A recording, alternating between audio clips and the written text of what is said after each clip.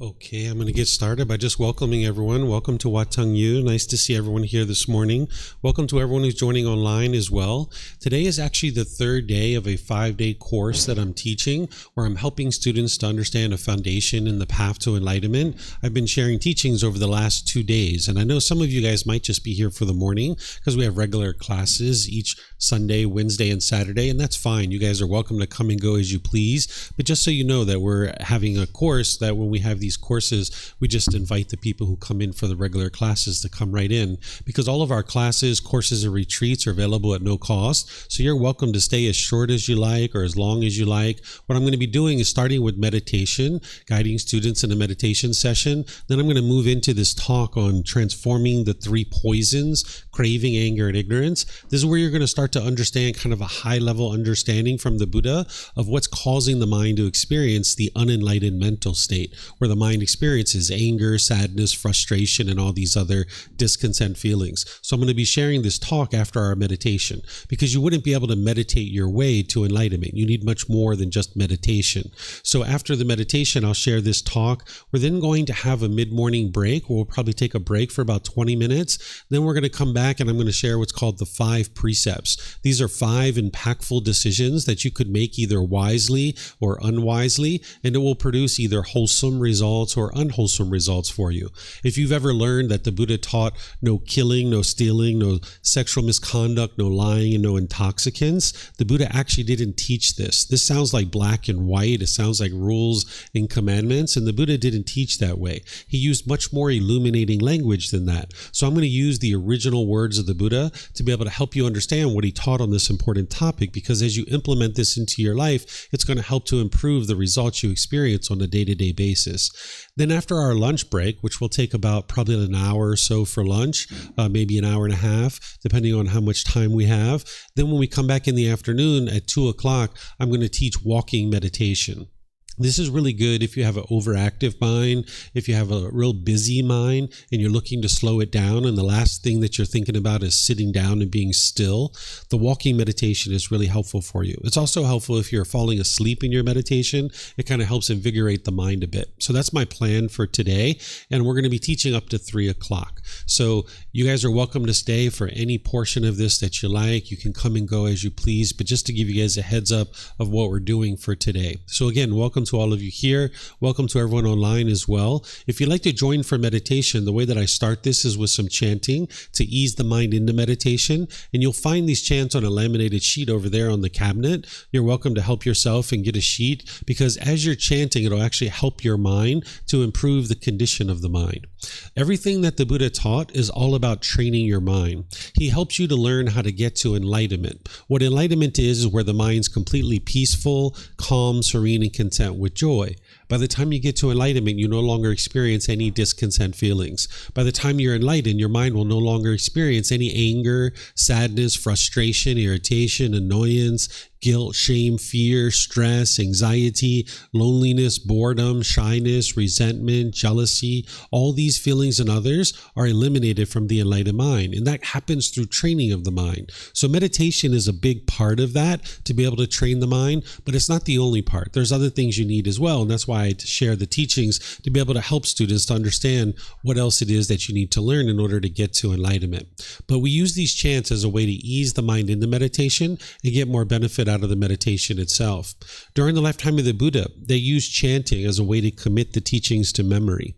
Every 2 weeks, his students would come together and they would recite his teachings orally, because everything that he taught was oral. They didn't write things down during his lifetime, because the technology to write things down didn't exist in that region of the world. So they used chanting as essentially a learning tool, as a learning device. So you can see from the origins of chanting that this isn't a rite, a ritual, or a ceremony, or worship, or prayer, or anything like that.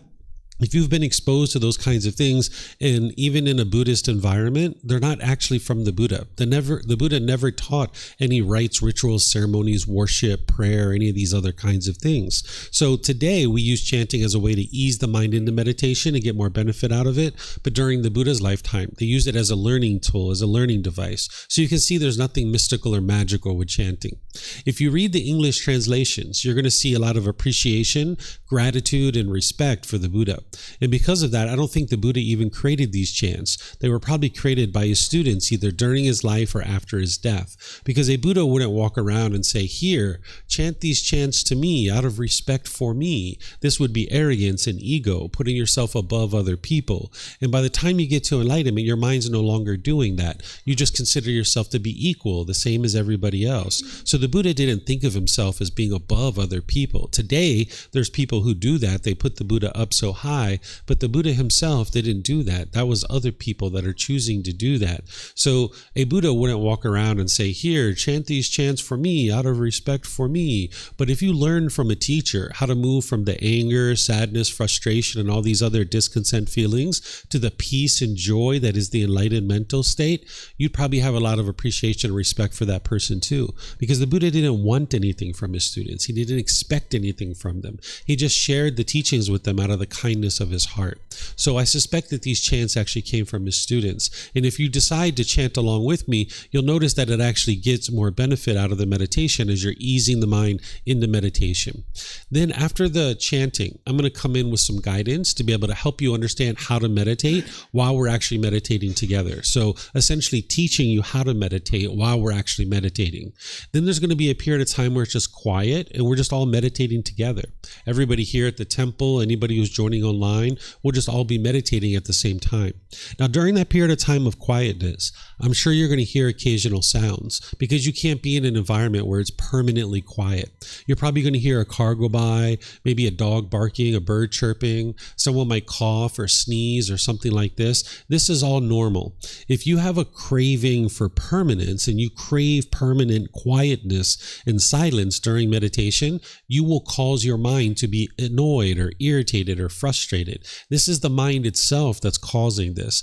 Oftentimes in the unenlightened state, people think it's something external that's causing their feelings, but you can see through the teachings of the Buddha in a way that you independently verify that it's your own mind that's causing these feelings. So if you're in meditation and you understand in permanence that the world is constantly changing, that things arise, they change, and they fade away, then you know that when you hear that sound, that's normal.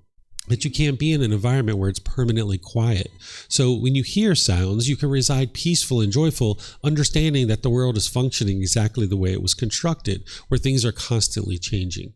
Then after that period of time of quietness, we're going to come out of the meditation with some more chanting. And then that's where I'll start today's class, helping you guys to understand transforming the three poisons of craving, anger, and ignorance, which is going to help you to understand the problems that the Buddha discovered in the mind, but also we're going to talk about the solutions of how to fix it as well.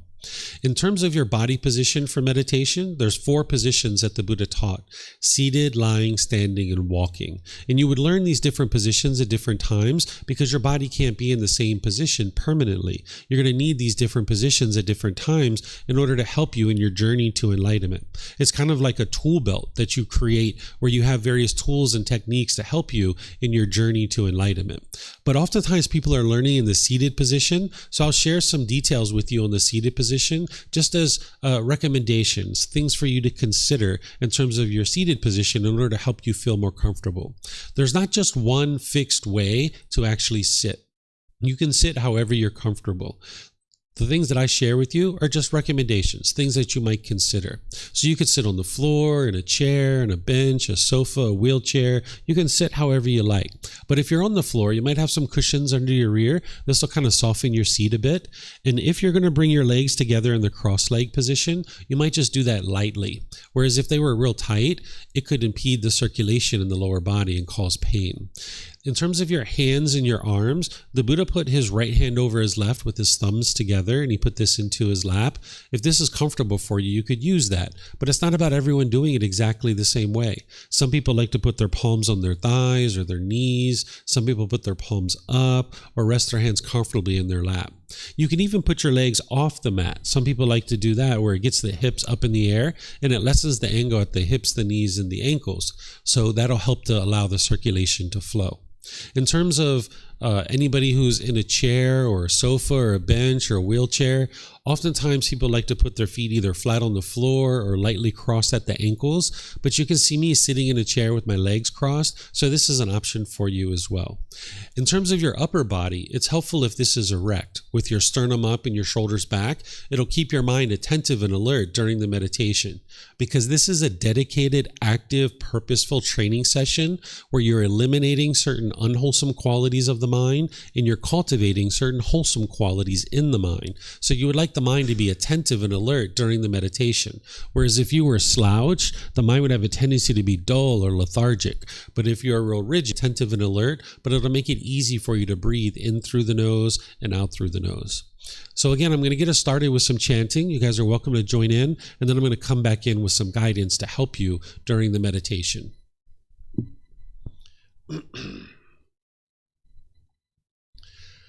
Arahang Samma Sambuddho Mahakeva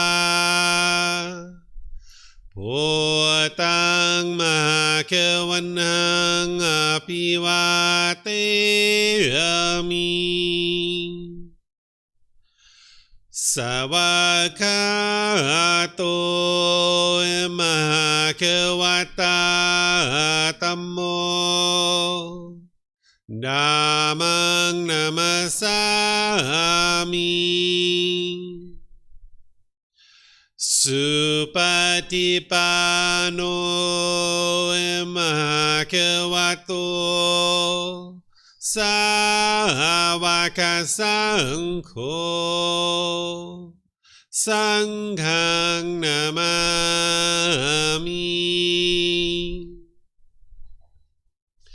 Namo Rasa Bhagavato Arahato Samma Sambuddhassa Namo Rasa Bhagavato Arahato Samma Sambuddhassa Namo Rasa Bhagavato Arahato Samma Sambuddhassa Iti piso emakeva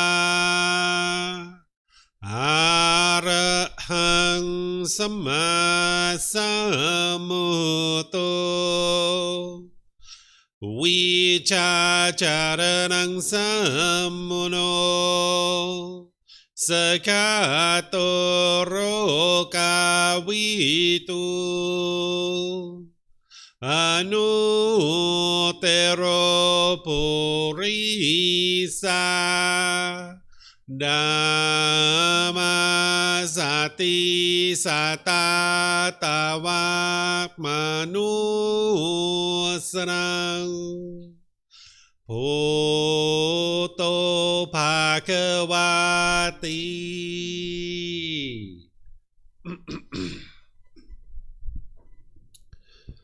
Okay, with the lower body and hands and arms comfortable, in the upper body erect, just close the eyes and start breathing in through the nose and out through the nose. Here you're just looking to establish the breath. A nice, natural, steady, consistent breath. Not forced or controlled, just a gradual inhale through the nose, experiencing the full breath. And then whenever you're ready, exhale out through the nose. Breathing in and out. Breathing in and out.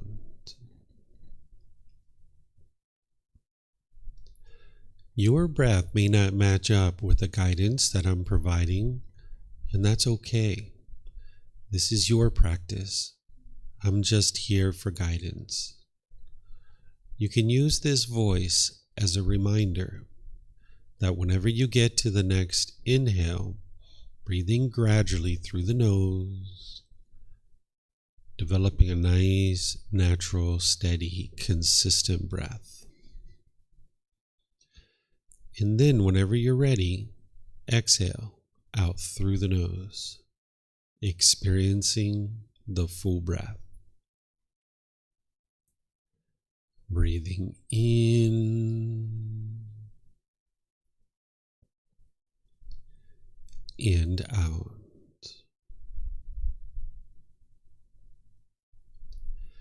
Breathing in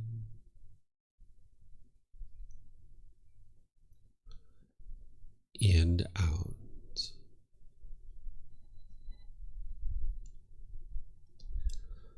With the breath well established, start focusing the mind on the breath, either the sound of the breath coming into the nose or the sensation of air moving over the skin into the nose. The breath is the present moment. Fixate the mind on the breath, the present moment. Breathing in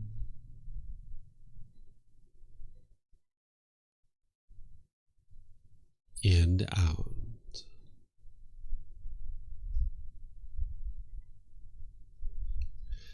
Breathing in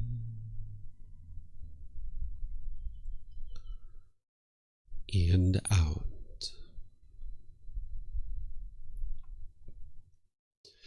With the mind focused on the breath, whenever you notice that it moves off the breath, cut that off, let it go, and come back to the breath, the present moment. No need to observe the thought, label it, judge it, analyze it, or even try to figure out where it's coming from. Whenever you notice that the mind is moved off the breath, cut that off, let it go, and come back to the breath, the present moment. Breathing in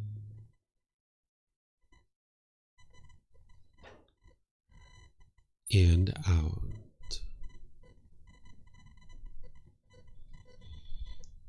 Breathing in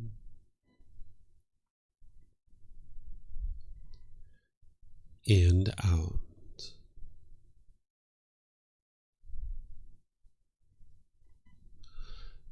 I'm going to be quiet now and let you do this work of focusing on the breath, cutting off and letting go anytime the mind moves off the breath. You have nowhere to go. There's nothing to do.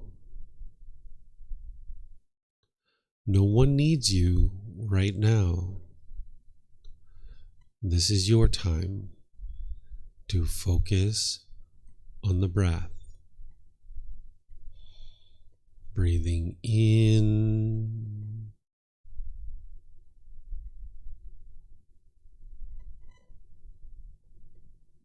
and out.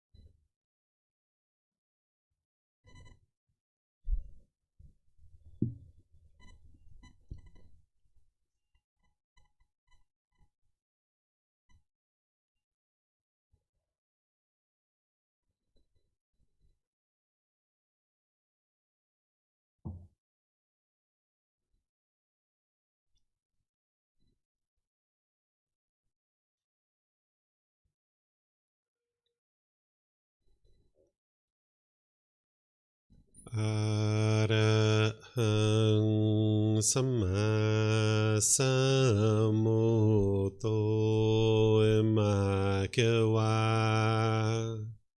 โพธังมหาคะวันหังอภิวาเทมิสวากขาโตมะคะวะตาธัมโมธัมมังนามัสสามิ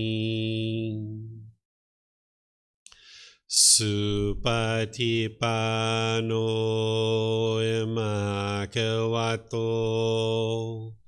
สาวกสังโฆสังฆังนามามินะโมตัสสะภะคะวะโตอะระหะโตสัมมาสัมพุทธัสสะนะโมตัสสะภะคะวะโตอะระหะโตสัมมาสัมพุทธัสสะนะโมตัสสะภะคะวะโตอะระหะโตสัมมาสัมพุทธัสสะอิติปิโสมหะคะวะอะระหังสัมมาสัมพุทโธวิชาจารณังสัมมุโนสกาโตโรกาวิตุอนุเตโรปุริสาดามาสติสตาตาวามนุสนังพุทโธภาควาติ Okay, if you guys would like to slowly make your way out of meditation. Once again, welcome to all of you guys. Nice to see everyone here this morning. Welcome to everyone who's joining online as well. As I was mentioning, this is a third day of a 5-day course that I'm sharing, helping students to be able to develop a foundation in the path to enlightenment. The Buddha figured out how to get to enlightenment. What enlightenment is it's a mental state that you achieve during this life. It can also be attained at death as well, but ideally you would attain it during your life, where the mind's completely peaceful, calm, serene, and content with joy.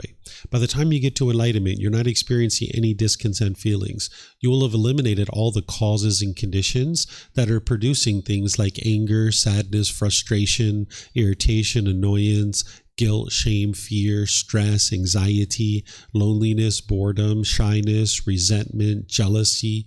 What you've eliminated from the mind is these 3 poisons. That's what's actually causing the mind to continue to experience the difficulties and struggles in your day-to-day life. So by understanding what these are and the symptoms that you experience and then the solutions of how to uproot them, you'll be able to get closer and closer to enlightenment. There's many different teachings that you would need in order to be able to move your mind to enlightenment. But this is just one of the teachings that an individual would need in order to be able to make their way to enlightenment. You're not going to be able to meditate your way to enlightenment. This is one of the big myths about the life story of the Buddha. People think he sat under a tree, he meditated, and he instantly got to enlightenment. And this isn't true.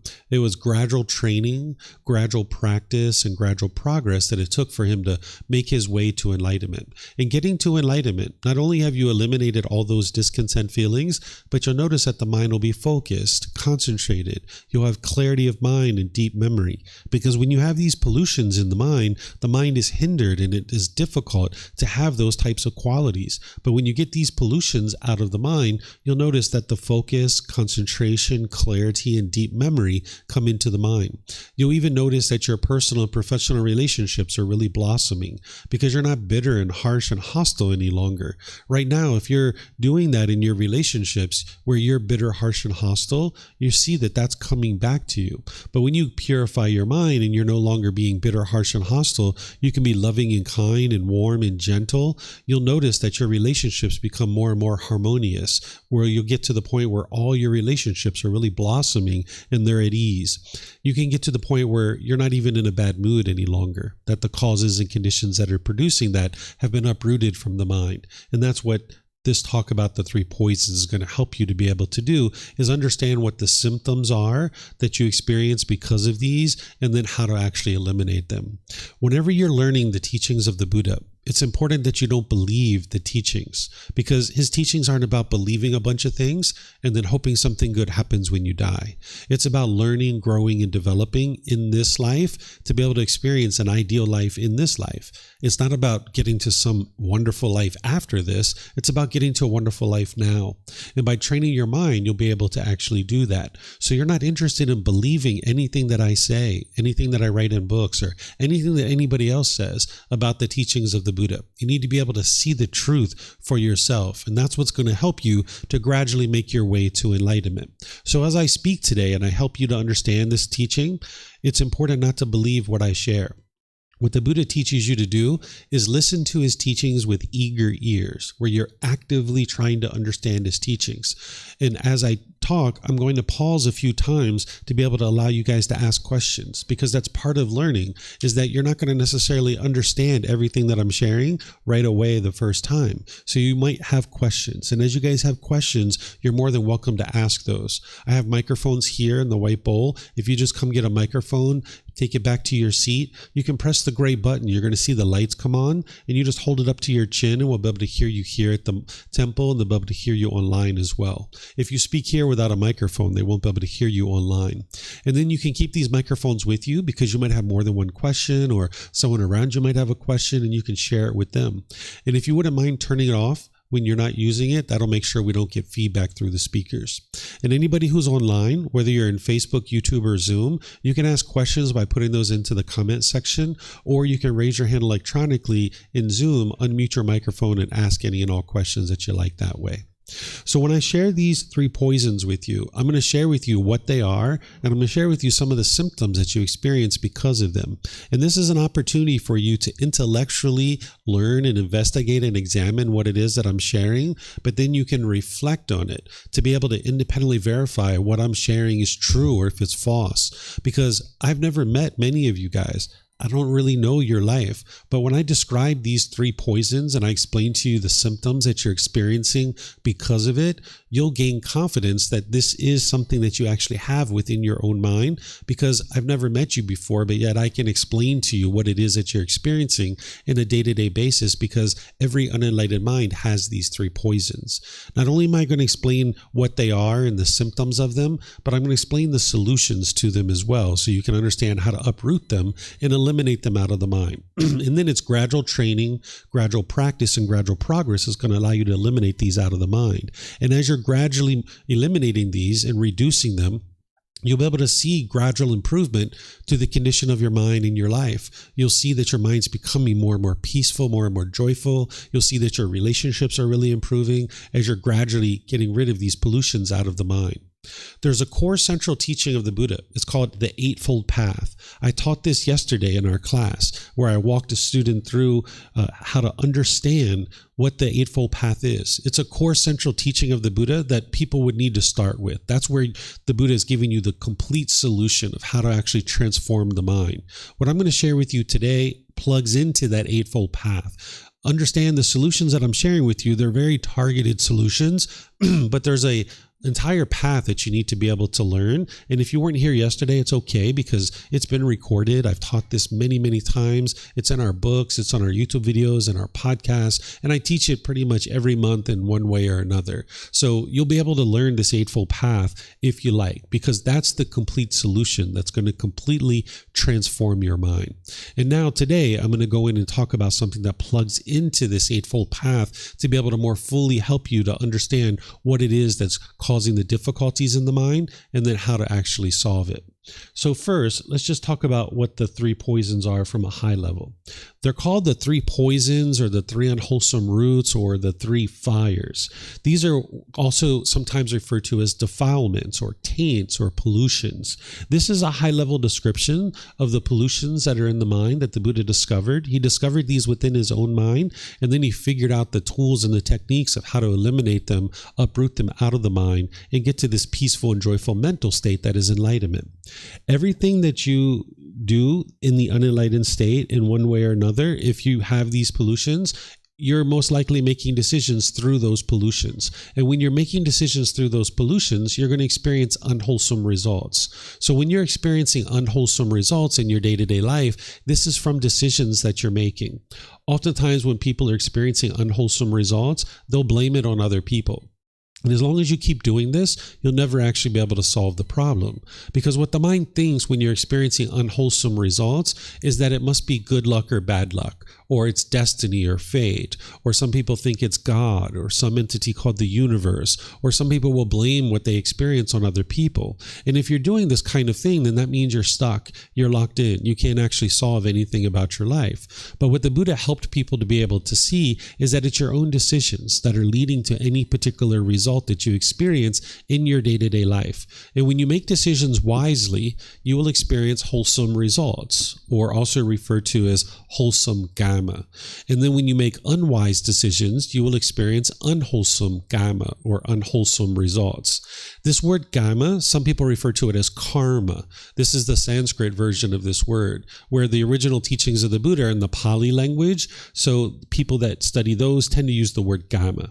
What it means is cause and effect, or action and result, the results of your decisions. It's not about punishments and rewards. It's not about who's to blame or who's at fault. It's nothing mystical or magical. It's a natural law that's functioning at all times. And you can see the truth for yourself that it's functioning. And when you lack wisdom of this natural law, you're going to tend to make unwise decisions, and it leads to unwholesome results in your day-to-day life. And as long as these pollutions are in the mind, then you're going to tend to make decisions through these pollutions, and it's going to produce unwholesome results for you. That's why they're referred to as the three unwholesome roots, because any unwholesome thing that you're experiencing in your day-to-day life, it's coming from decisions that you're making through these three unwholesome roots. But it's when you uproot these out of the mind that you can then experience improved results in your day-to-day life.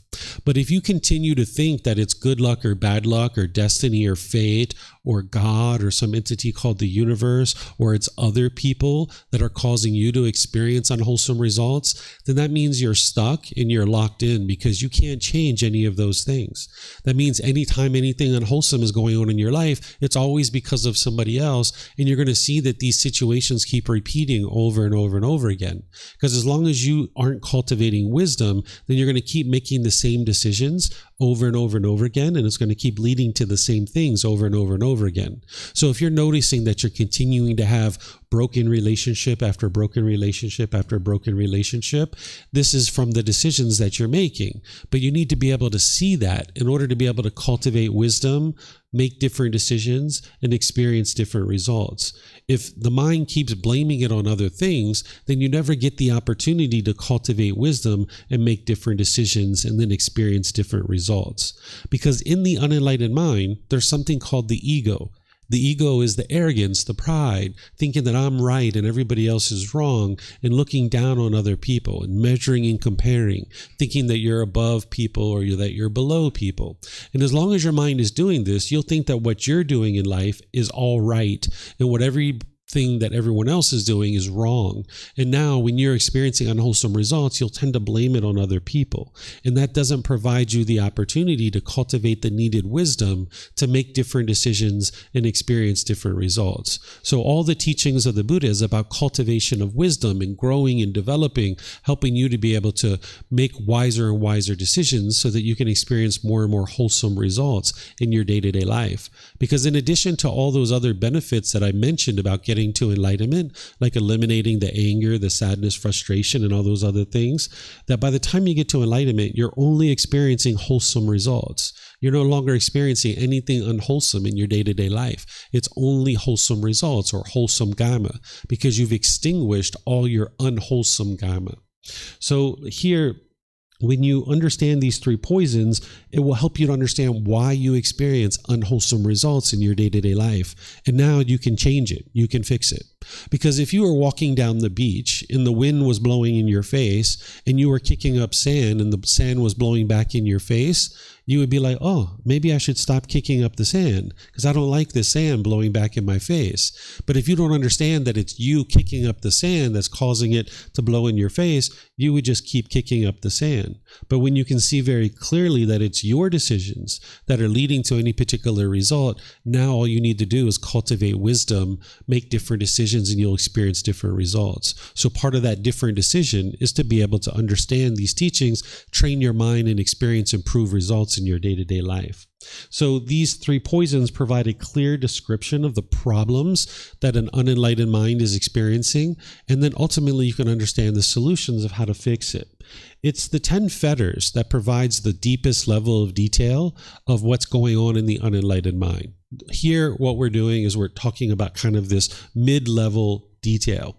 There's a teaching called the Four Noble Truths that students typically learn when they first start learning the teachings of the Buddha. This gives you like a little window into the unenlightened mind, where in 4 simple statements, you can understand the problem in the mind, the cause of the problem, the elimination of it, and the path forward in a way that you can independently verify.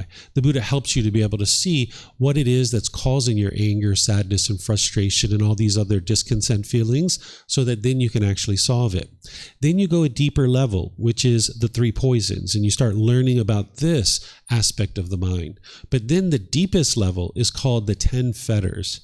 These 3 poisons is kind of a higher level to describe these pollutions. The word fetter comes from during the lifetime of the Buddha. If you were a prisoner and they were trying to keep you confined to a certain area, they would put a shackle and a chain and a ball around your ankle, and they would keep you confined to a certain area, like in a field.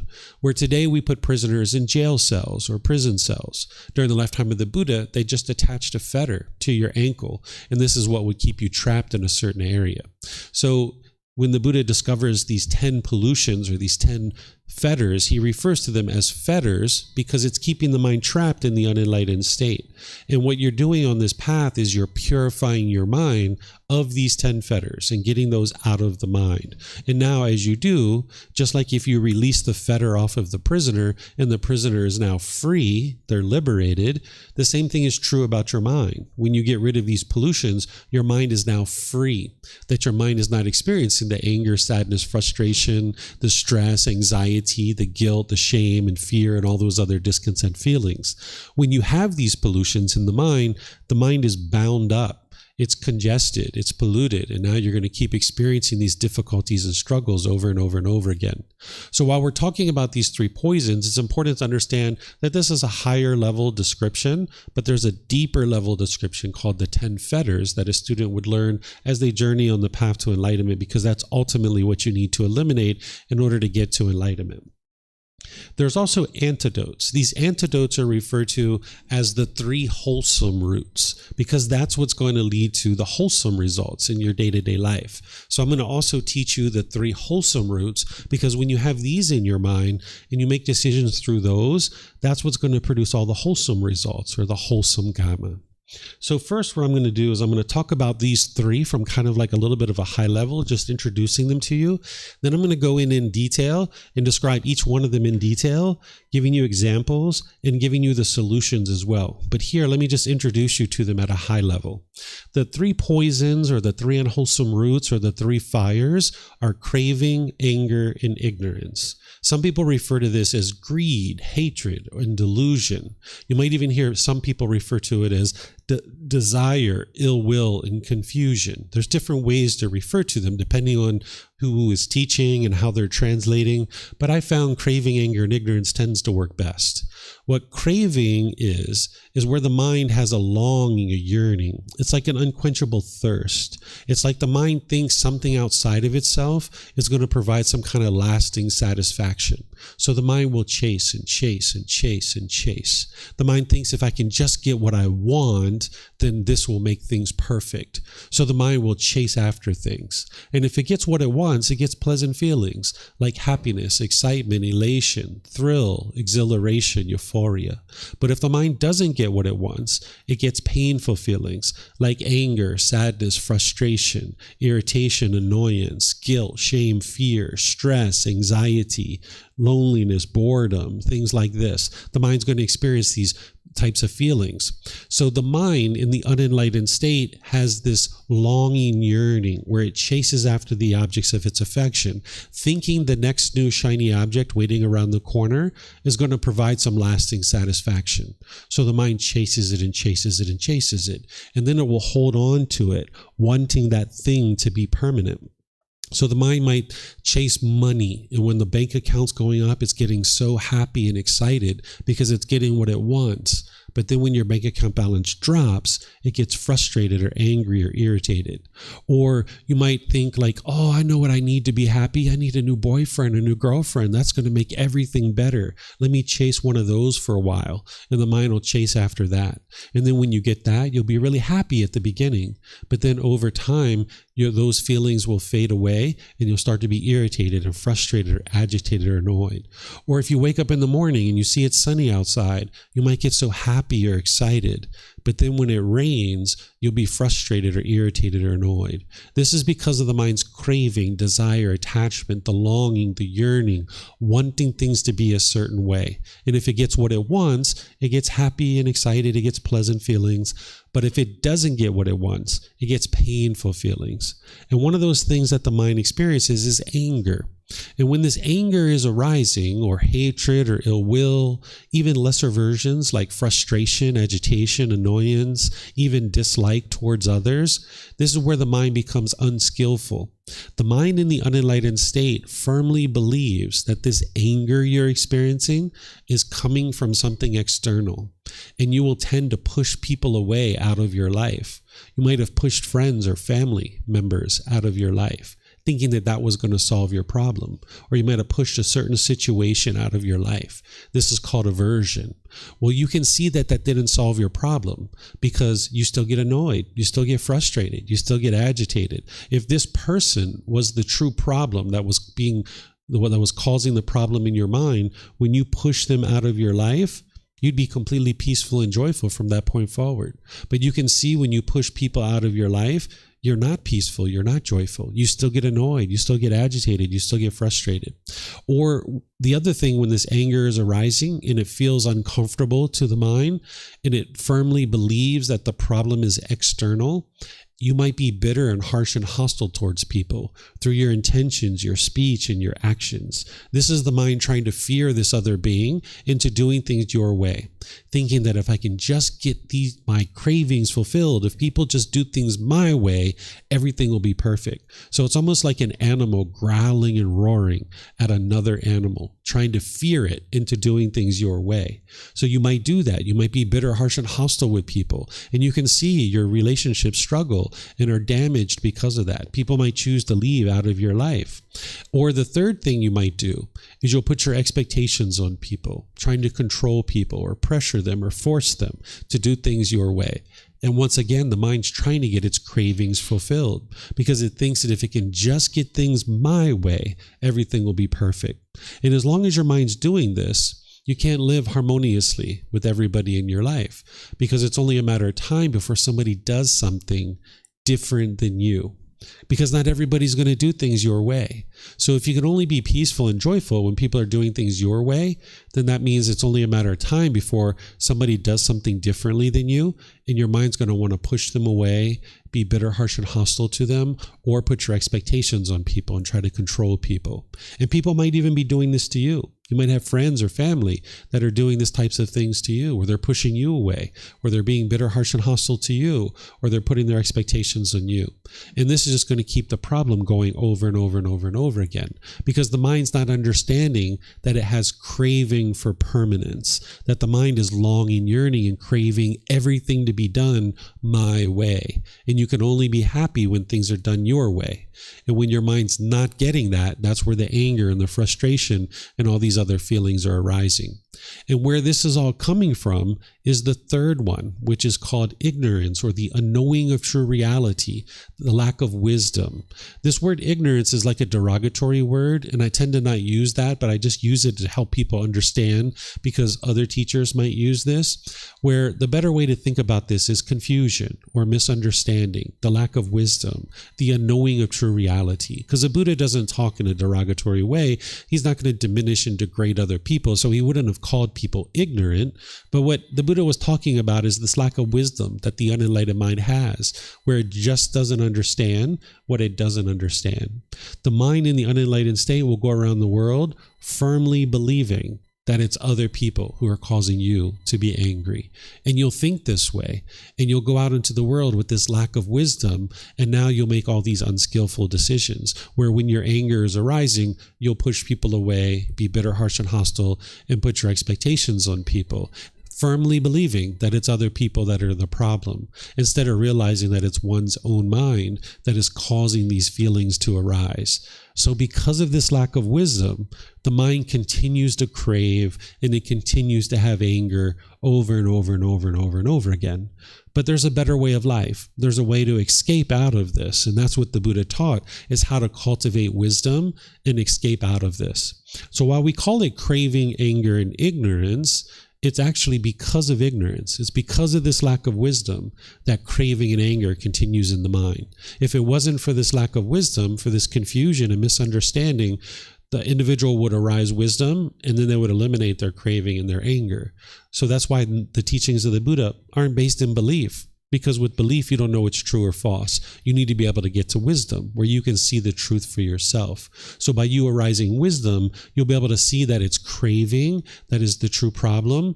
And now, because of craving, the mind's anger is arising.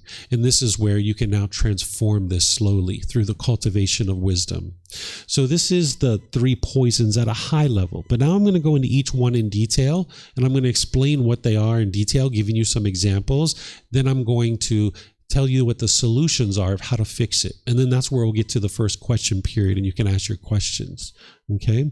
So this first one is called craving. Some people refer to it as greed or desire, expectations, wants. This is where the mind is longing, yearning. It's chasing after the objects of its affection, thinking that if I can just get this thing, everything in my life will be perfect. So the mind will chase it and chase it and chase it and chase it and chase it. And if the mind gets what it wants, it gets pleasant feelings like happiness, excitement, elation, thrill, exhilaration, euphoria. But if the mind doesn't get what it wants, it gets painful feelings like anger, sadness, frustration, irritation, annoyance, guilt, shame, fear, stress, anxiety. These are very painful for the mind to experience. So if you can think back to a time where you were maybe with a boyfriend or girlfriend, maybe when you guys first got together, you were probably so happy when you first got together. You've got this new person in your life that's showing you affection. They're sending you text messages. They're calling you. They're checking in on you. They're inviting you to the movies. You're going out to dinner. You're going to the park, having these nice walks. You're having wonderful conversations. You might even be having sexual contact. Wow, it feels so great at the beginning, doesn't it? Wow, everything's so wonderful. But then over time, you start having these expectations. You start wanting certain things from them, and they start wanting certain things from you. And you can't fulfill their expectations permanently, and they can't fulfill your expectations. And now you guys get really disgruntled with each other, and you break up. And now when you guys break up, that's where the real anger and frustration comes in even more. That's where you're even maybe lonely or bored, and you start missing this person. This isn't your love that's causing this. This is the mind holding on and craving permanence, wanting this person in your life to be permanent. This is the wanting, the expecting, the craving. The mind thinks that it can hold on to this person permanently, and they're going to be in your life permanently. And when the mind meets with this impermanence, meaning change, the mind doesn't understand that. It doesn't understand everything around you is constantly changing. You live in an impermanent world. Things are constantly changing around you, but yet the mind in the unenlightened state craves permanence, wanting things to be permanent. And now, as long as this person's in your life, you have a certain level of comfort. But when you guys break up and they're no longer in your life, this is where the mind experiences painful feelings like anger, sadness, frustration, and others. You can see this if you've had people close to you die, like grandma or grandpa, or mom or dad, or brothers or sisters. When they're alive, you're happy because you're getting what you want. But then when they die, the mind's sad or frustrated or grieving or sorrowful or having displeasure or even misery. It's the mind holding on and craving permanence. But yet grandma and grandpa are not permanent. Because they were born, they had to die. Right? That's the only reason why they die, is because they were born. They are impermanent. But the mind in the unenlightened state is craving permanence, wanting them to be permanent in your life. Or if you've been to a wedding and you saw people crying and grieving, or you were crying or grieving at a wedding, maybe your brother or sister was getting married or a close friend. Now they're going off into the world with someone else. And it's like, oh my goodness, that's my friend, that's my brother, that's my sister. Now the mind realizes they are not permanent in your life. They are going out with somebody else. They're not going to be with you permanently. And now the mind struggles with that. Because if it was love that was causing this, then when they're getting married, you'd be happy. It's like, wow, wonderful. They're having a good life. They've met a new person and they're creating a relationship. Wonderful. But that's not what happens, because it's not love that's causing those painful feelings. It's the mind craving permanence. You can see this if a child goes to school. Maybe you got dropped off at university, or if you can think back to when you got dropped off at kindergarten or something like this. Your parents might have been crying, or maybe you were crying, right? It's not the love that's causing that. It's the mind holding on and craving permanence. Mom and dad sending you off to school, their mind's holding on and craving permanence, and their mind doesn't want to let go. And maybe your mind was doing the same thing. Because again, if it was love that was causing that, love is a genuine interest in seeing all beings be well. When you're sending your kid off to school, this is wonderful. They're going out into the world to get an education. There shouldn't be any crying, right? But there's grief and sorrow and sadness when the kids are going off to school, because the mind is holding on and craving permanence. Right? You can also see this, like say you have a brand new car and you drive this car off the parking lot and you park it at a store and you come outside and there's a scratch on your car. You might be angry or frustrated. What's causing that is that the mind is craving permanence, because the mind doesn't understand impermanence.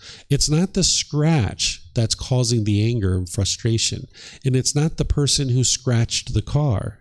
It's the mind holding on and craving permanence, wanting this car to look a certain way permanently, where in reality, this car is not permanent. The paint's going to fade, the tires are going to need to be changed, the upholstery is going to get ripped and torn. But as long as your mind's craving permanence, when you see this change that has occurred, this scratch, the mind doesn't like it. So it experiences painful feelings. If you maybe were really excited to come to Thailand and you just couldn't wait to get to Thailand, you're so excited to come to Thailand, and you showed up to the airport and your flight was delayed, you might have sat in the waiting area being frustrated or agitated or annoyed. That's because the mind's craving permanence. The mind wants every plane to take off as scheduled. where it's not possible because you live in an impermanent world. There's going to be maintenance issues, weather issues, crew issues. There's never going to be a time where every single airplane takes off at exactly the time that it was scheduled to take off. It is impossible because the world is full of impermanence. So if your mind shows up to the airport with this craving, with this longing, yearning, so excited to go to Thailand, when you show up and the flight's delayed or canceled, you'll be agitated or frustrated. It's not the airline company that's causing that. It's the mind itself. And you need to be able to see this for yourself. Because as I mentioned to you, these teachings aren't about belief. So you need to be able to independently verify that it's your own mind that's causing these feelings. That's what I'm sharing with you. And you can actually have a breakthrough to being able to see true reality, that it is your own mind that's causing these problems. Because when you see the true reality with true wisdom, then you can actually fix it. Whereas if you go around the world continuing to believe that it's other people that's causing you these feelings, you'll never be able to fix it. You'll just be angry the rest of your life. But you can get to a point where the mind's completely peaceful and joyful when you see true reality. So don't believe what I'm sharing. Take a recent situation where you've been angry or frustrated or agitated. You know when you've experienced that, maybe this morning or yesterday or last week. Look at that situation with these fresh eyes. What was it that your mind was longing, yearning for? If you would have got what you wanted, you would have been happy. But because your mind didn't get what you wanted, what you were longing, yearning for, what you were expecting, the mind experienced some discontent feeling. You should be able to see this for yourself. And if you can't see it, let me know when we get to the question period, and I'll help you to be able to see it. Because I've had plenty of students over the years that need help to be able to see that it's their own mind that's causing these feelings. I can show you through your own example of how your mind is craving and longing, yearning, wanting things to be permanent. And like I mentioned, the beauty in being able to see this is that it's very empowering, because now if you fully understand what the problem is and the cause of the problem, now you can actually fix it. But if you just believe it's other people that's causing these feelings, you'll never actually be able to fix it. So the way that you fix this is, because the mind is holding on and it's craving and it's wanting this permanence, you need to be able to train your mind to let go. That's what the mind doesn't know how to do. It doesn't know how to let go. That's why when you broke up with that boyfriend or girlfriend, you were lonely or bored or missing that person or angry for a period of time. But at some point, your mind let go. You were like, you know what? If he wants to be with someone else, so be it. And your mind let go. And that's where your peace came back. Or you're like, you know what? If she wants to live in another part of the world, so be it. And you let go. And that's when your mind regained its peace and its joy. So if you can train your mind how to let go and never grab on to begin with, then you can actually get to peace and joy. So that's what these two solutions are targeting. Now, there's other teachings, as I mentioned, the Eightfold Path, that you need to fully understand the entire Eightfold Path. But these two things are actually targeting the mind to train it to let go. This breathing mindfulness meditation that we did this morning, where your mind's focused on the breath, when it moves off the breath and you need to let go, that's training your mind to let go. The mind doesn't know how to do that in the unenlightened state. So if you needed to let go 10, 15, 20 times during your meditation, this is very good for your mind, because it's like exercising the mind. It's training it to let go.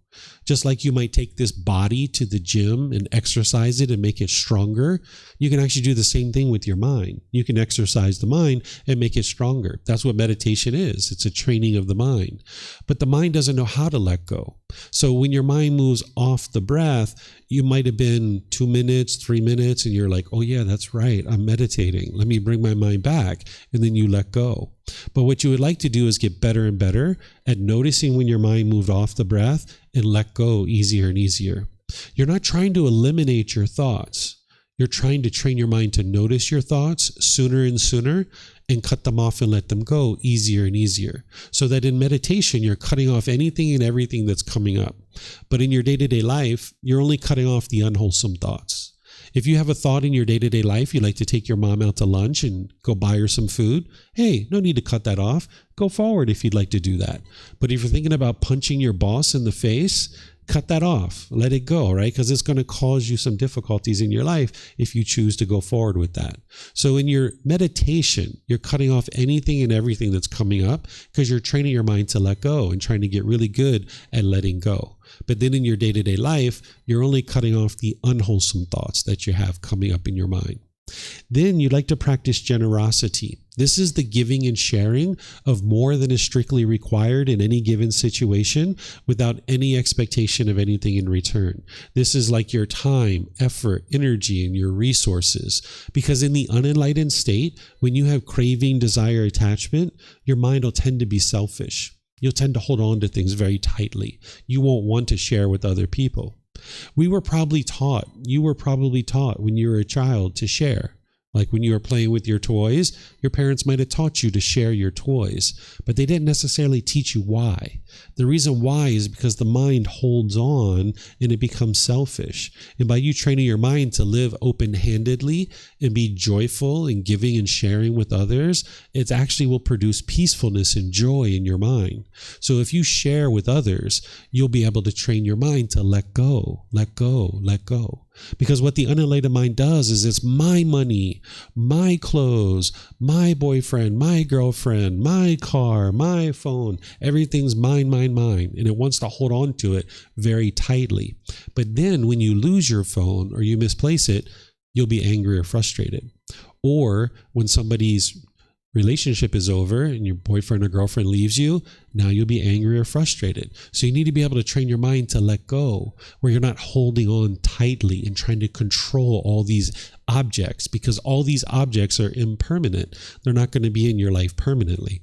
So by you giving and sharing with others without any expectation of anything in return, it'll produce joyfulness in your mind. Because the mind thinks that, okay, if I spend 3 hours doing this, I want this in return. And if I spend 3 days doing this, I want this in return. And that's just allowing the mind to continue to crave and long and yearn. You're going to need that to a certain degree. Like in your livelihood, you're going to need to make a paycheck and get money and buy food and things like that. But certain parts of your life, you would like to give and share with others. Your time, effort, energy, and resources. And where you see your mind is discontent about certain things, if you practice generosity with those things, it'll train your mind to let go.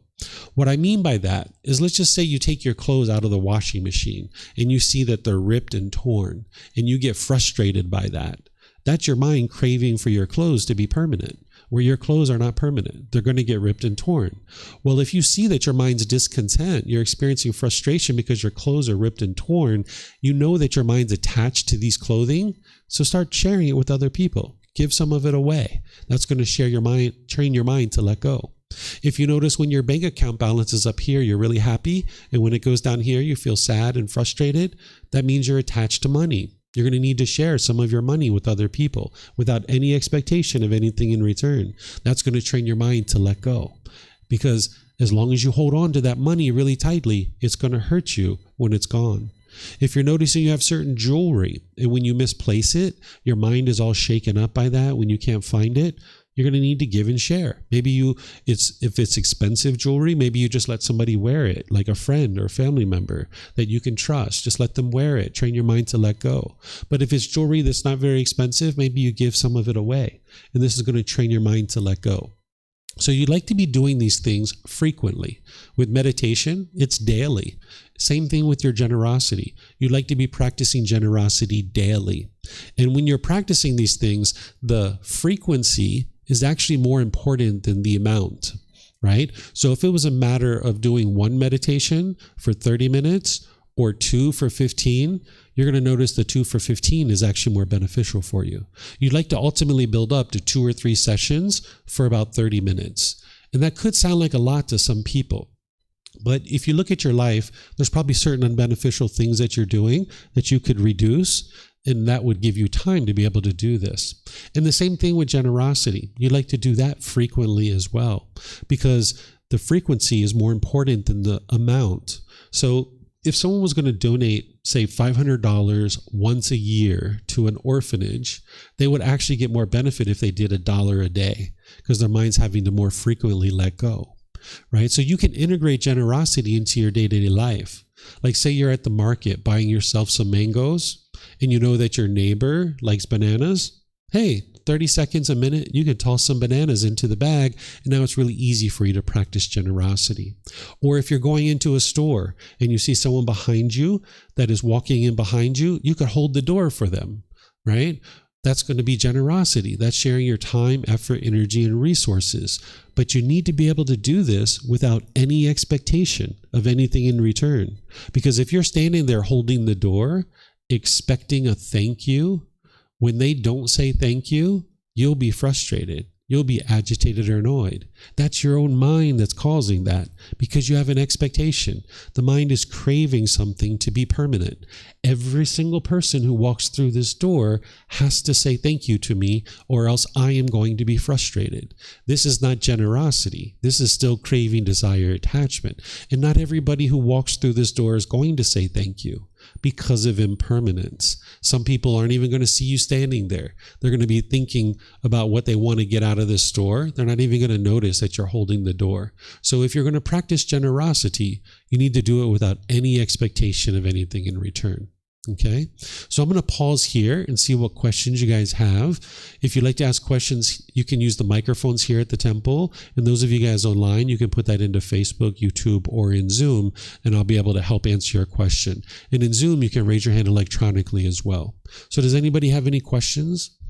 Looks like Terrence has a question.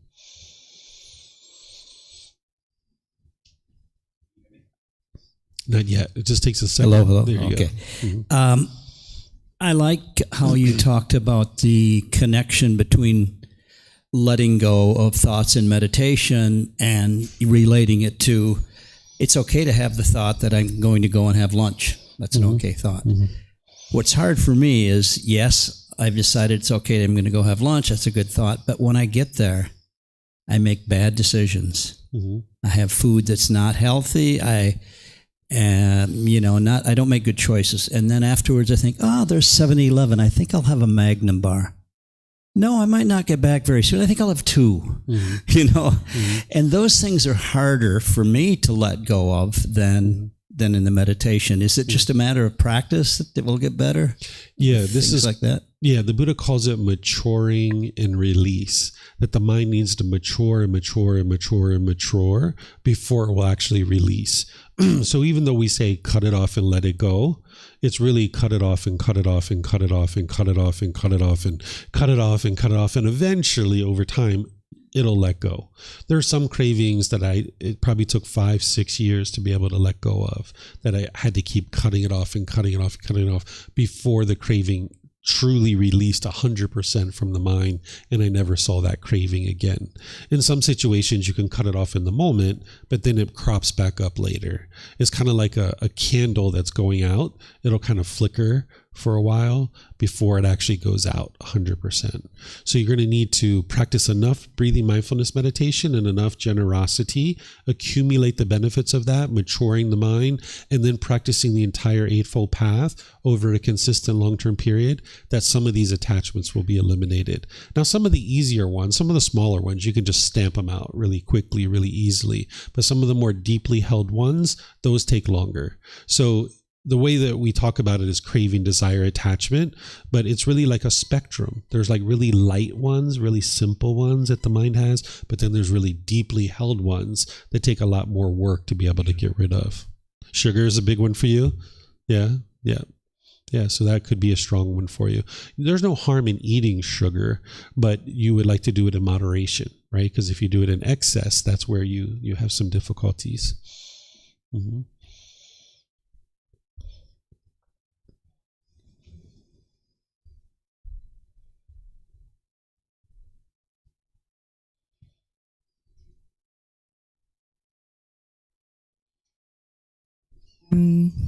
I have a question about what you said earlier about practice generosity. Mm-hmm. And I'm wondering, practice generosity while also taking care of our own needs. Mm-hmm. And I was wondering, what is the balance here? What is Sure. Everything on the path to enlightenment is all about practicing the middle way. And part of that is discernment or wise decision making. Whereas if you're giving your time, effort, energy, and resources excessively, you're not going to have what you need in order to sustain your life. But if you were never sharing with others, the mind's going to be quite selfish, and you're holding on, and you're going to have craving, desire, attachment. You're going to experience discontentedness. So you need to come to the middle where you're giving and sharing, and you're doing that from the middle way. And that's why I recommend things like, say you're at the market, you're buying yourself some mangoes.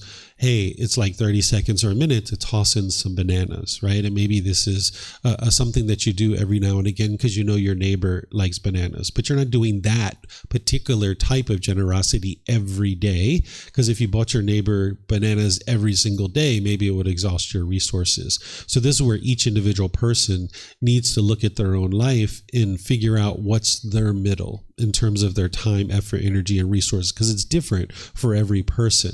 And then it's going to fluctuate. You know, your income's going to fluctuate. Your ability to share your time with others is going to fluctuate. But throughout your weeks, throughout your months, you would like to be able to integrate in where you're giving and sharing. So say you come out of your house and your neighbor's on holiday, or maybe they're even home, and let's just say their trash is blown all over their yard. Hey, you know, we can take 5 minutes, pick up the trash, no big deal. It doesn't mean you have to do that. It just means that, hey, this is an opportunity for you to practice generosity, and you would like to be able to do those kinds of things if you can, right? You're walking down the street, somebody drops their wallet on the ground. Excuse me, sir, you dropped this is yours, right? It takes you all of 5 seconds to do something like that. That's generosity too, right? So you would like to integrate this type of thing into your day-to-day life and find the middle, and then navigate that so that you're not doing excessive amount and you can maintain the things that you've got going on, but you're not sharing either, because then the mind's going to be quite selfish. Okay, we have a question online from Alejandro. He's saying, how can we distinguish between healthy preference and attachment that creates suffering? If I enjoy certain habits, coffee, exercise, reading, how do I know if it's mindful enjoyment or subtle craving? The way you'll know is that if there's craving, desire, attachment in the mind, there's going to be discontentedness. Whenever there's discontentedness, that's the red light on the dashboard that's showing you that your mind is having some craving, desire, attachment. Your mind can't experience discontentedness without a craving, desire, attachment. So that is the indication for you. So let's just say, let's take some of your examples. Exercising. Let's just say you typically exercise at 8 a.m. in the morning, and that's something that you typically do. Well, let's just say that one particular morning you wake up late, and you notice that your alarm clock went off and you're not going to have time to exercise. And now you're angry and frustrated about that. Now you can see that your mind is attached to exercising. Your mind's emotions and feelings are attached to this thing. If I get it, I feel happy. But if I don't get it, I'm irritated and grumpy, right? It's not biological. That's not what's causing that. It's the mind craving for this exercise to be permanent. And now because the mind didn't get what it wants, it goes around grumpy and irritated or annoyed. So now that you notice that, you would like to be able to train your mind to sometimes exercise, and you can be fine with that, but sometimes not exercise, and you can be fine with that. The exercising isn't the problem.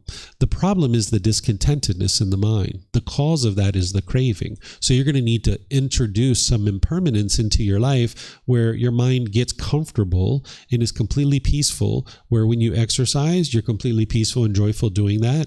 But then when you're not exercising, you can be completely peaceful and enjoy doing that too. So if somebody was exercising, say 5 days a week, I would recommend that they start to kind of move that around and shift that around and start to introduce some impermanence for a few weeks or maybe even for a few months, depending on their mind and how much discontentedness they're experiencing. Another example is reading, right? Like say you were planning to read a book at 2 p.m. and let's just say something came up and you couldn't read, and now you see that you're discontent, you're frustrated and agitated. Well, you can see your mind's attached to reading. So the reading isn't the problem, right? It's the mind longing, yearning for this. So you would like to train your mind to be able to let this go. So if you have the breathing, mindfulness, meditation, and generosity and all the other factors of the Eightfold Path well underway, now you can just start introducing some impermanence into your life where sometimes you're reading and sometimes you're not, and that's okay, right? The thing like coffee that you're asking about here, coffee has caffeine in it, which is a substance that causes heedlessness. You would be wise to completely go away from that, but typically the mind needs to do that gradually, where if you do it real quick and real abruptly, the mind tends to not like this. But if you do get away from the coffee, you're going to notice more clarity in your mind, and you're going to notice more sustainable energy all throughout your day. Where with the coffee, the caffeine is going to take your mind up, and then it's going to drop back down.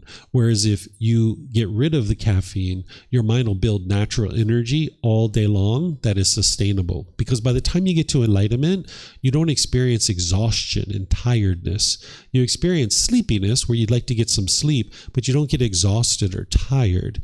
But in the unenlightened state, you'll have exhaustion and tiredness at the end of your day in some situations. But an enlightened being doesn't experience that. Their mind is bright and cheerful and uplifted at all times during their day. So you'll never get to that as long as you're relying on something like coffee. So that should help you there, Alejandro. Okay. So I don't see any other questions anywhere. So I'm going to move to the next one, because craving, as I mentioned, this is the longing, the yearning. This is the mind wanting things to be a certain way. And if it gets what it wants, it gets pleasant feelings. But if it doesn't get what it wants, it gets painful feelings. And one of those painful things that arise is anger, where the mind can be bitter and harsh and hostile. And when the mind's doing this with its resentment and its bitterness and hostility, this is where it will tend to push people away, like your friends or family, or you will be bitter, harsh, and hostile through your intentions, your speech, and your actions, or you'll start putting your expectations on people and trying to control people and force them to do things your way. If you have a situation where you like certain people and then there's other people that you dislike, that's actually coming from your own mind. It's not coming from other people. It's actually coming from your own cravings, your expectations. That if people meet your expectations and they do things your way, you like them. But if they don't do things your way, then you dislike them. By the time you get to enlightenment, you don't have that in your mind anymore. You can love all beings because you don't have these expectations of people to conform to doing things your way. So the way that you get to this is, yes, you need to work on craving, desire, attachment, and eliminating that through the other methods that I mentioned, but you also need to target this anger and this hostility and this bitterness, because as long as you're putting that out, that's going to come back to you.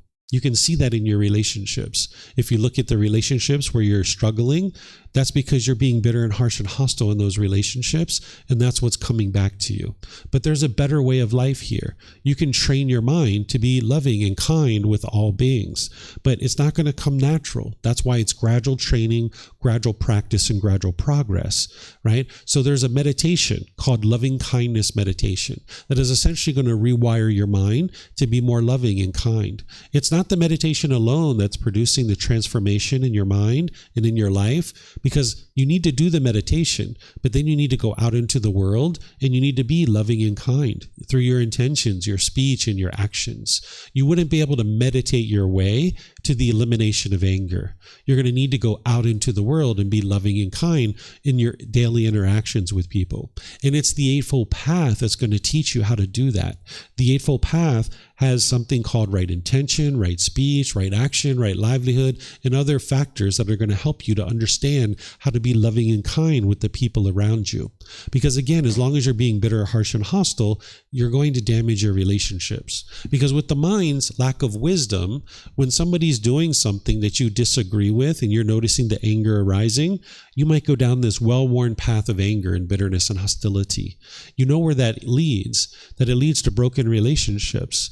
That's why the grass is worn out, the branches and bushes are pushed back, because we've been down this path enough, right? But now you need to get out your machete and you need to form this new path. You need to open up this new pathway where you can be loving and kind and warm and gentle. And that's why it's challenging for the mind to do it, because it's not used to going down this path. But you got to get your machete out and start chopping through the bushes, right? So when you learn loving kindness meditation, which is a different one than we did this morning, this is like filling up your gas tank with love and kindness, this genuine interest in seeing all beings be well. But then you go out into the world and you be loving and kind through your interactions, through your intention, speech, and actions. Oftentimes when you're struggling in a relationship, you might think the way to solve this is to change the other person. This is what the mind typically wants to do. If you're having difficulties with mom, you might be trying to change mom. Or if you're having difficulties with dad or your brothers or sisters, you might be trying to change them. That's not going to solve your problem, because once you change mom, even though you can't do that, but let's just say you could, well, then dad's going to have a problem. And then you have to change dad, but then your neighbor is not doing things your way. Then it's your coworker, then it's your boss, then it's somebody else, right? You can't train 8 billion people in the world to do things your way. That's what the mind's trying to do, is trying to change mom and dad and brothers and sisters. And you'll never get to peacefulness this way, because there's 8 billion people in the world. You can't train them to do it your way, but you can train your mind. If you work on your mind and you're loving and kind, and now more and more you're putting that out, your relationships will slowly transform. But you need to be able to change your mind first, because your mind has this deeply rooted container called ill will, this anger and this bitterness in the mind. If you uproot that out of the mind and you cultivate this wholesome quality of loving kindness, now you'll be able to go out into the world and be loving and kind with the people around you. So this is the way you transform this anger, is you practice the loving kindness meditation and you practice being loving and kind with the people around you. And slowly but surely, this is going to transform your relationships. I did this in my life. I used to have so many struggles growing up with my mom because I had so much resentment in my mind towards her, because I had so much expectations for her and I wanted her to be a certain way. And I kept trying to change mom, but it never worked. Right? But then when I got wise to these teachings, I started training my own mind. And that's where things really changed. Because once I changed my mind in the way that I interacted with mom, now mom started changing the way she was interacting with me. Where before, when she was angry and bitter and hostile and harsh, and I was angry and bitter and hostile and harsh to her, she couldn't see that her mind was having a problem, because my mind had the problem too, that I was being bitter and harsh and hostile. But when I cleaned up my mind, then mom could see that, hey, her son isn't being angry anymore. It's her that was angry, right? I was angry at one time, but when I got rid of that, now she could see that it was her mind. So in the past, where mom used to be bitter and harsh and hostile, and I would be bitter, harsh, and hostile back to her, I was able to transform that. Where she was being bitter and harsh and hostile, I'd be loving and kind back to her. And it took a little while, but over time, she transformed her mind too. By the time she died, there was many years where we were loving and kind and warm and gentle to each other. We didn't have a harsh word between the two of us, where that wasn't the case earlier in my childhood, right? In my childhood, it was very difficult growing up this way. But then over time, as I transformed my mind, then I started functioning around mom differently. Mom started functioning around me differently. Not because I was trying to overtly change her, but because she could see that it was her mind that was having the anger, and she started to change herself. So one of the ways you might think about this is if you have relationships where you're having difficulties in them, it's kind of like a log jam. You guys have this log jam. There's this anger and resentment and bitterness and hostility and these expectations and wanting them to be a certain way, and everything's just bundled up. Well, if you start pulling these logs out, then things can flow. So if you pull out the expectations and get rid of those, if you pull out the cravings and the desires and wanting this person to be a certain way, if you start pulling that stuff out, then you start pulling out the anger and the hatred and all these other things out of this. Now the log jam doesn't exist anymore. Everything starts flowing in your relationships. But as long as you expect people to be a certain way, they will never be that way. My mom was not ever going to meet my expectations because my expectations were here, right? And that's not the way mom thinks about the world, right? So when I got rid of those expectations and I just appreciated her and loved her as she is, realizing that she's just making choices based on her own decisions and her own wisdom or lack of wisdom, I can just love her as she is. Realizing that I'm going to disagree with her choices and decisions sometimes, and that's okay. I can love the person while disagreeing with the choices and decisions that they make, right? If you can only love people who make decisions the same way as you, there's only one person in the world that you can love, because there's only one person in the world that makes decisions your way. Do you know who that one person is that makes decisions your way? Yourself. That's it. You're the only one. Everybody else makes decisions differently than you. That's impermanence. So if you can only love people who do things your way, you can only love yourself. And sometimes you probably find that hard to do too, because you might have this negative self-talk in your mind where you're degrading and diminishing yourself. So you would like to get to the point where you cultivate loving kindness, not just towards others, but towards yourself too. That's what this loving kindness meditation is going to do. It's going to help you to transform your mind and not only be loving and kind to others, but to be loving and kind to yourself. So you can get rid of that negative inner dialogue where you're constantly degrading yourself and thinking about yourself in a negative way. And now you can have love and kindness for everyone around you. Slowly but surely, you can build this up in your mind. And then it becomes effortless, because carrying around anger and bitterness and hostility is just plaguing your mind. It's like a burden. And sometimes what we do is we hold on to our anger because we think we're getting back at the other person. We think that this person did something wrong, and if we hold on to our anger, that we're going to get back at them and we're going to cause them harm because we are being angry at them. This is like holding on to a hot coal and trying to burn somebody else, where the only person getting burned is yourself. So by you getting rid of your anger, you can actually free your mind, where you can be loving and kind with everyone around you, right? So it's loving kindness meditation and practicing loving kindness in daily life that's going to help you to do this. So any questions on this particular poison, this unwholesome root, this pollution of mind?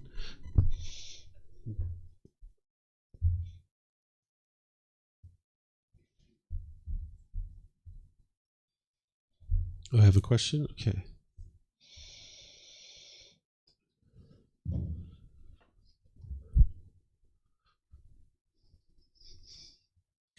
Hello. I have one question. Just now I think you mentioned a lot on the balance of the source and the mind thinking kind of things, right? And we try actually also lower our expectations from the high then to middle to low.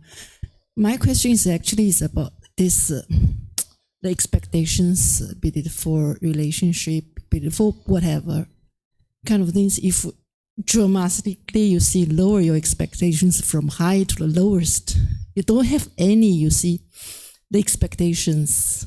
Be it for food, be it for exercises, be it for whatever is talking about a goal even. So is that normal when you see one person then just don't want to do anything, just probably lie flat there, eat less, eat the least, and have the least expectations about the life, about whatever, even no pursuit? Is that normal? Is that good? Is that what is that called? The Buddha or God advocate kind of the things? Yeah, I'm not teaching you to lower your expectations. I'm teaching you to eliminate them. Right? Because one second. Because as long as you have expectations, people are not going to meet those expectations permanently. So what you're doing is you're sabotaging your mind's ability to experience peace and joy. I'll share this with you. Here's how I was able to see this in addition to the teachings of the Buddha. When I was 17 years old, I was hanging out with my friends a lot, my guy friends, and my family came to me and they said, "David, you're spending too much time with your guy friends. You need to get a girlfriend." And I thought about it for a few months and I was like, all right, I'll go get a girlfriend. So I went and got a girlfriend. I started spending time with her. And then after a few months, my family came to me and they said, "You know what, David, you're spending too much time with your girlfriend. You need to spend time with us." Right? So basically you have this expectation, somebody works really hard to get it, and then the expectation changes, right? Because of impermanence. So as long as you have expectations in your mind, you're sabotaging your mind's ability to be able to experience peace and joy. So let's just talk about it in terms of a relationship. Let's just say my wife had the expectation that I would take out the trash. And let's just say she even said to me, David, can you take out the trash? Even though she doesn't do this. But let's just say she did. And she said, David, will you take out the trash? If she had the expectation that I will take it out, and now she goes into her room and she sleeps, and then the next morning she wakes up and the trash is still there, she would be angry. She would be frustrated because I didn't meet her expectation, right? So instead, we can just understand that, hey, we all live in this house together and we all need to contribute in some way to make this house run and operate. And now let us all just make wise decisions to contribute to the care of this house in whichever way that we would like to do that. And now if my wife would like to take out the trash, she takes out the trash. If I would like to take out the trash, I take out the trash. And now we just all contribute to this through our own wise decision making. But if I had an expectation that my wife would do things a certain way, or she had an expectation of me to do things a certain way, we're never going to meet those expectations of each other because they're only within our own mind. This other person, even if they knew what the expectations were, they're going to feel constrained, and they're going to feel like they're being forced and pressured to do things my way. So instead, you release all of that and you just let everybody choose to do things their own way. And then you get to make decisions of who you choose to spend time with. Right? So let's just say you were in a relationship with a boyfriend or girlfriend. And now the thought is that we're going to be loyal. We're going to be committed. We're not going to have sex with anybody else. Well, if this person goes out and has sex with somebody else, okay, they went out and had sex with somebody else. Now you get to choose. Do you continue to stay with this person or leave from this relationship, knowing that it's unwise to have multiple relationships like this? And now you just make the choice. Okay, you know what? Maybe someone says, I'm not interested in this type of relationship. I'm going to now leave out of the relationship. But if you have an expectation, if you have a longing, a yearning, and your mind wants it to be one particular way, when you're not experiencing that, that's where the anger and frustration comes in.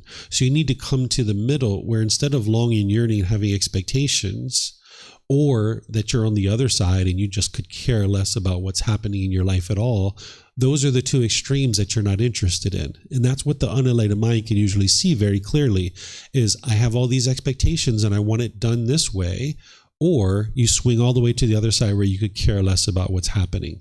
That's not what the Buddha is teaching you. That's not what I'm teaching you. I'm teaching you to come to the middle where you make wise decisions about what you would like to do in life without imposing any kind of expectations on other people about what they should or should not be doing. And now, no matter what somebody does, you can be peaceful and joyful. So at one time, I used to have the expectation that my wife would cook me dinner, for example. And if I came home and there was food, I would be happy. And if I came home and there wasn't food, I would be angry or frustrated, right? Where now I don't have that expectation. I know that I need to get food for myself, and I get food for myself. And when I come home, sometimes my wife has food. Hey, this is great. My wife has food for me. Wonderful. Let me eat this food. And sometimes I come home and she doesn't have food for me. Hey, that's wonderful too. That's fine, because her getting food for me is not permanent. So if I base my emotions and my feelings on whether she gets me food or not, I can only be happy when she gets me food. So that means my happiness shrinks because I can only be happy when she gets me food. But when you get rid of that expectation, now if she gets me food, I can be happy. But if she doesn't get me food, I can still be happy there too. Right? So now your mind is liberated. It's free. It's no longer bound up. So as long as you have expectations and you're trying to get other people to do things your way, you will never get to peace and you'll never get to joy, because all of these people will never do things your way. So I'm not teaching you to reduce your expectations or lower them. I'm teaching you to completely get rid of them, because it's causing your mind to be discontent. But then you need to make wise decisions about what it is that you would like to do in life and who you would like to spend time with, right? If you have a life partner and they're completely not contributing to the household whatsoever, maybe you have a discussion with them. Maybe you talk to them. Maybe you ask them, is it possible for you to contribute to the operating of this household? And then you give them a few weeks or a few months to be able to do that. And you let them do it based in their own way, in their own decisions. Ultimately, if they choose not to contribute, maybe you decide, this isn't the type of relationship I'd like to be in, and now I'm going to move on and move out on my own or by myself, or maybe I'm going to get another partner or something like this. But these are the choices that you make. If you try to force somebody to be a certain way, they're going to feel pressured and they're not going to like it. It's kind of like if you were to try to teach a fork to be a spoon, that fork is never going to be a spoon. If you would like to eat soup, you're going to need to have a spoon. But if you have a fork and you keep trying to force the fork to be a spoon, that fork is never going to be a spoon. So it's better to not have expectations and now just go through life making decisions on your own and then not trying to pressure and control other people. But that's not normal for people. They don't typically live life that way. And that's why we see so many broken relationships, and people are struggling in their life so much in their relationships because they're trying to force each other to do things a certain way. But there's a better way for you to do that. But you just need to be able to see it for yourself and then practice it, because it doesn't come natural for people. Okay, I don't see any other questions here. So there's a question coming in from Alejandro. He says, if a student says something that feels disrespectful and I notice anger arising, what is the most skillful first step? First thing you do is cut that off and let it go, Alejandro.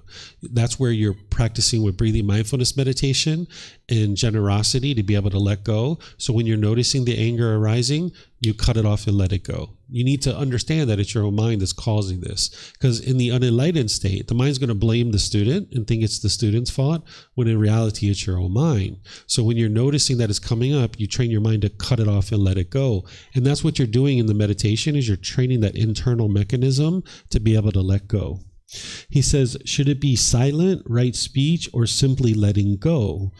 Each situation is going to be different, but when you're noticing discontentedness arising, that's not the time to talk, because whatever you say, it's going to come through that anger, that bitterness, that harshness and hostility. The very first thing you should ever do whenever discontentedness is arising is cut it off and let it go. You're not suppressing it or repressing it. You're actually cutting it off before it even becomes a feeling. It's just a bodily sensation. He goes on, he says, when practicing right speech, how can we discern whether it is wiser to speak later rather than in the heat of the moment? You should never speak in the heat of the moment. That's not the proper time to speak. The Buddha gives 5 factors of well-spoken speech, which is going to produce wise speech. The first one is speaking at the proper time, speaking the truth, speaking gently, speaking beneficially, and speaking with a mind of loving kindness. Part of speaking at the proper time is making sure your mind is prepared to talk. If your mind is angry or bitter or hostile or harsh, it's going to produce unwholesome results. And you can see that in your life because you've been in conversations where you've done that, and you can see the results that it's produced. So you would like to be able to restrain the mind, because when you have craving, desire, attachment, and you're getting angry, you're going to want to jump in there and talk right away. And you're going to want to solve this thing right away. Where oftentimes the best thing to do is to step back. You should never talk when your mind's angry or frustrated or agitated or annoyed, because that's what's going to come out, and you're going to damage your relationships. He says more here. He says, I realize that sometimes I feel the urge to respond immediately, to always be available and answer quickly. Perhaps this comes from identifying too much with being a doer. How can I cultivate more patience in these situations? So what you're describing actually is your ego, your conceit, Alejandro, where you want to hurry up and jump in there and look wise to give the answer, right? Or maybe you have a craving to be helpful. There's some underlying craving, desire, attachment, because whenever someone is impatient, it's because the mind has craving. The mind's longing, yearning. It's not willing to just wait and be still. It has to jump out there and lurch out there. So the mind isn't restrained in the situation. So there's some underlying craving. Maybe a craving to look smart, maybe a craving to help people. There's some kind of longing, yearning that the mind has. And when you figure out what that is, then you can learn to just restrain the mind in those situations. You have a question, Eamon? Thank you. Ambivalence is often been quite negative state for the mind. I'm coming to believe that ambivalence is a wholesome state for the mind. Do you think that's a fair comment? What do you describe as ambivalence? Ambivalence is indifference, perhaps not heavily invested in it's not caring, it's just a detached kind of either or. I think that's what I would.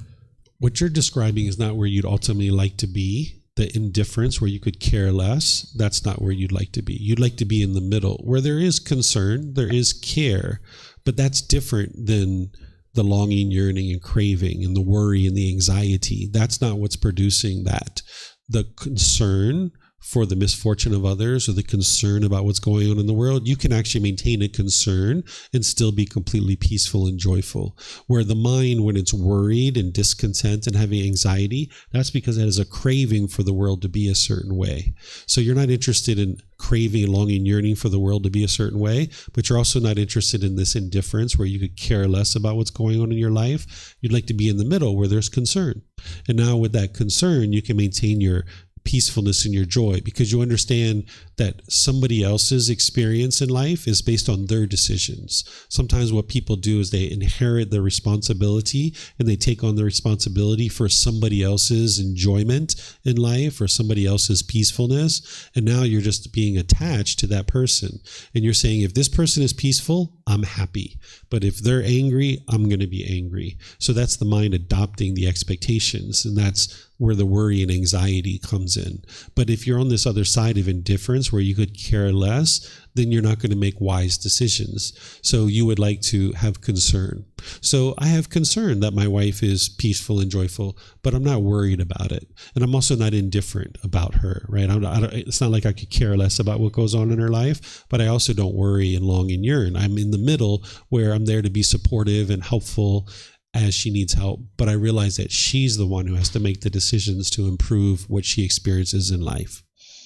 Mm-hmm. Yep. Okay. So I don't see any more questions anywhere. So I'll just share this last one, which is actually really straightforward, is the ignorance or the unknowing of true reality, the lack of wisdom, the confusion or misunderstanding, the misperception that the mind has. This is the whole reason why craving and anger actually exist in the mind, because the mind just doesn't understand what it doesn't understand, that it continues to crave and it continues to have anger because of its lack of wisdom. Before learning the teachings of the Buddha, we walk around firmly believing that it's other people who are causing us to be angry and frustrated and sad and all these other discontent feelings. That's because of our ignorance, because of our lack of wisdom, because of our unknowing of true reality. And that's why when you come to a class like this and you hear somebody talking about getting rid of expectations, for example, that can be very foreign to you because you've went around your whole life having expectations of other people and you think that that's normal. But then when you look at your life and you see how it's caused difficulties and struggles for you, you can gain wisdom to be able to see how unwise that is, right? So this lack of wisdom that we have motivates continuous unwise decisions that keeps leading to unwholesome results. The mind lacks wisdom of things like the Four Noble Truths or the Eightfold Path or the 5 Precepts or any of these other teachings of the Buddha. So as you cultivate the mind and you gain wisdom, now you can get more and more to the point where you've awoken. That's what it means to awaken, is that you're cultivating wisdom. This is what's going to transform this ignorance or this unknowing of true reality. So even though we call it craving, anger, and ignorance, it's really because of ignorance that craving and anger continues in the mind. If it wasn't for this lack of wisdom, craving and anger would already be eradicated because you would see very clearly what this is doing in the mind. But oftentimes people struggle, even coming to a class like this, even asking questions. They really struggle with being able to see this better way of life that the Buddha talked about. The Buddha talks about how rare it is for somebody to be able to understand his teachings. But if you penetrate into them, you can see the truth for yourself about how true they are and how they actually lead to this better way of life. And that's where the wisdom is coming in. The mind can see more and more clearly through wisdom. So wisdom is what's going to antidote this. And you get to that through investigation and examination of the teachings, through reflecting on them to independently verify whether they're true or false. And then you practice his teachings, integrating them into your day-to-day life. And now as you're doing that, that's where the real transformation is occurring. Okay, so any questions on this one? No questions here? Okay. All right, so now just to kind of summarize that, is what we were talking about was the three poisons, the three unwholesome roots, or the three fires. This is craving, anger, and ignorance, or the unknowing of true reality, the greed, hatred, and delusion, or desire, ill will, and confusion. This is other ways to describe it. This is what's motivating all unwholesome results that you're experiencing. Because when you make decisions through your selfish desires of craving, longing, yearning, it's going to produce unwholesome results. But when you make decisions through the wholesome root of generosity, where you're giving and sharing with others, it will produce wholesome results for you. When you're making decisions through your anger, your bitterness, your harshness, your hostility, your hatred, your ill will, it's going to produce unwholesome results for you, unwholesome karma. But when you make decisions through loving kindness, where you have a genuine interest in seeing others be well, this is going to produce wholesome results for you, or wholesome karma. And when you make decisions through this ignorance, or this unknowing of true reality, the lack of wisdom, that's also going to produce unwholesome karma, or unwholesome results. But when you get to wisdom and you can see the truth of true reality, now you can make decisions through that wisdom, and it will produce wholesome results. So while the mind in the unenlightened state has these three unwholesome roots of craving, anger, and ignorance, you would like to be gradually bringing those down through training the mind with the Eightfold Path, and then gradually increasing the wholesome roots of generosity, loving kindness, and wisdom. And more, when you're living your life that way, that's where you're going to see all the benefits, all the improvements through producing wholesome results in your day-to-day life.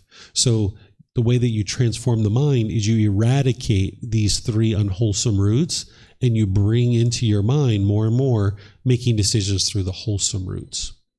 Okay? So what I'm going to do is I'm going to take a little break here. It's basically about 11 o'clock. So I'm going to take a 20-minute break, and I'm going to restart at 11:20, where I'm going to teach the 5 precepts using the original words of the Buddha. And I'm going to apply this to day-to-day life, where you can actually see certain day-to-day decisions that you're making and how to apply the 5 precepts to your day-to-day life. So if you'd like to learn that, you're welcome to come back at 11:20. And then this afternoon at 2 p.m., I'm going to be teaching walking meditation, which is really helpful for someone who has an overactive mind, and helps to train your mind in the same way to let go, let go, let go. So perhaps I'll see you guys after break. If not, have a very lovely and wonderful rest of your day, and be well, and perhaps we'll see you guys in a future class. Sawadee krap. Sawadee krap.